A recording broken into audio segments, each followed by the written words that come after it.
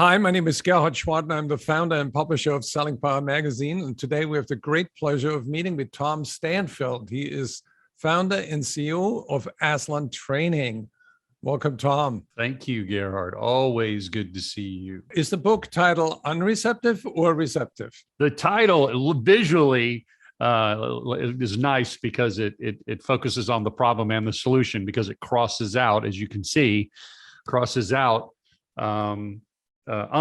But the title of the book is Unreceptive. Are you talking from a customer perspective or a salesperson perspective? Well, actually, it's funny. It's both. The main focus is, the premise of the book is that the customers are rapidly growing more and more unreceptive to sellers. And the fact that sellers are amping up the volume or trying to sell harder or learn new methodologies, which all backfire, because when you try to influence people who are emotionally closed, they don't become open, they actually become more closed. So the book is about addressing the 5 main barriers of unreceptive customers and prospects. And so the good news is, if they learn some simple approaches and techniques, they never have to feel like a seller. So what is the number one barrier?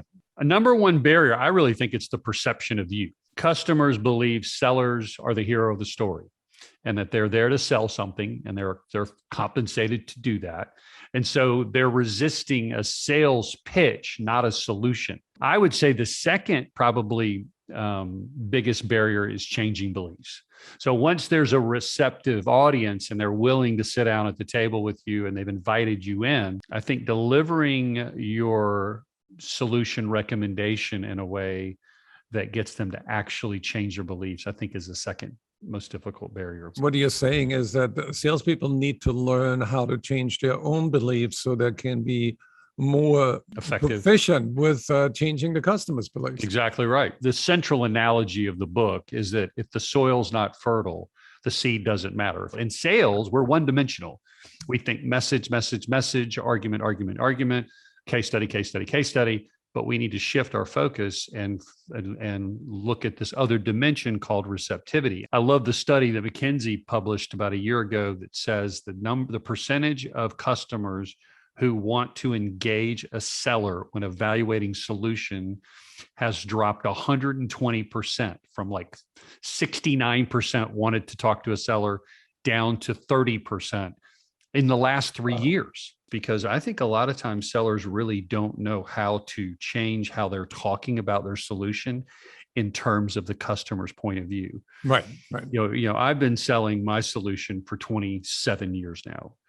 I still have to spend hours in important presentations thinking about how I'm going to position everything I say from the customer's point of view, and then sharing disruptive truths, things they don't know about, a better way to solve their problem, and then talk about what's proprietary and unique about what I offer. As soon as you start talking about the customer, they will always listen. And so that's very difficult. It's easy to understand, but it's a counterintuitive approach. In part 3 of your book, you talked about the third barrier. Yeah. Covering the unfiltered truth. How do you do that? The first thing you need to do is set your agenda aside and what we call take the trip. I always think about the globe. And when I'm in a situation where I have the challenge of influencing, that always means there's 2 points of view. There's my point of view and there's their point of view, and they're polarized. I'm on the North Pole, they're on the South Pole. And what we need to do is leave our position and take the trip and come all the way down to their point of view and listen to them until we have, and I think this is the most important thing that we can do when we influence, until we have an oh moment. Because anytime there's a differencing point of view, there's something that you don't understand. Based on what you just said, how should salespeople deal with customer objections? I love that question. There's 2 types of objections. There's false objections and there's real objections. So false objections they're objecting a sales call. So the more you try to overcome, the more you reinforce the belief that they don't want to talk to you. And so there's a real simple framework that we teach that ultimately is about dropping the rope. In other words, instead of playing tug of war and trying to pull them to your position, you drop the rope, you release the resistance, you change the conversation. So it's a way of not fighting or leaving, but staying and creating receptivity. And then the simple answer to real objections, okay, you ready? This is going to blow you away.